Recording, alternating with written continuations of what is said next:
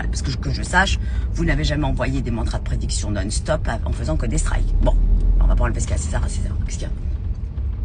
Voilà, vous m'aimez pour mon authenticité, exactement. Je peux plus. Exactement, je suis entière. Celui qui a compris mon fond, il a compris, il n'a pas compris, il va se faire foutre. Moi, je suis droite. Je suis droite, je suis raide comme la justice. C'est-à-dire, ça plaît pas, je le dis, je dis ce que j'ai à dire. Enfin, bon, ça c'est bon, c'est passé. Après, j'étais en train de parler avec David Dubreuil ce matin. Oui, soyez pas jaloux, je parlais avec David Dubreuil. Et je lui disais quand même, je suis sur les collections, les nouvelles collections, les nouveaux univers ODLC, etc.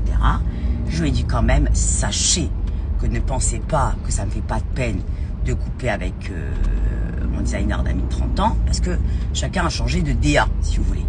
Donc ça c'est mal fini. Moi, je sais qu'on va pas se reparler parce que de toute façon là c'est très grave ce qui s'est passé, on va dire, mais je lui ai dit, j'ai quand même assuré un mauvais coup dans ma tête parce qu'il fallait que j'avance dans ce sens-là, je dois me faire violence parce que c'est ma seule solution pour exister par moi-même. Vous voyez, comme lui, il existe par lui-même en tant que designer, moi j'avais besoin de faire ça pour moi, pour me prouver des choses à moi.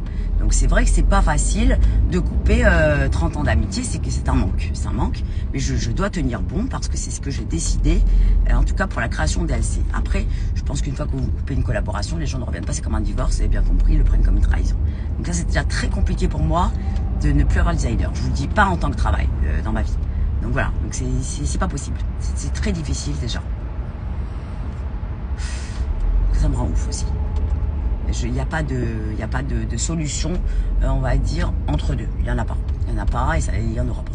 Il n'y en aura pas parce que chacun va se dire t'as réussi grâce à moi et moi t'as réussi grâce à moi à la base. Moi qui t'ai amené dans ce chemin de ODLC, de faire des talismans. Moi je vais dire non, c'est moi qui ai fait en sorte que... Bon, les deux on a réussi ensemble, mais après je ne peux pas rester éternellement sur... c'est comme une infirmière, elle vous fait des piqûres pour vous soigner. Ou des vaccins, vous n'allez pas lui dire jusqu'à la fin de votre vie, bah vous m'avez soigné. Non, ok, tu m'as mis dans une direction, moi aussi je t'ai amené dans une direction. Voilà, à un moment, il faut que ça s'arrête, il faut que ça coupe. Donc on en est là. Donc il faut absolument que je suis sur... C'est pour ça que je ne veux pas lui parler. Je peux lui parler parce que je sais que si je le rappelle ou lui reparle, je ne vais pas tenir ma ligne directrice. Je ne vais pas la tenir, il faut que je la tienne. Et pour la tenir, il faut que je me dise qu'on ne se parle plus. Si je me dis qu'on ne se parle plus, je vais me forcer à avancer dans ce que je veux. Je ne vais pas aller dans une facilité. Il ne faut pas que j'aille dans une facilité.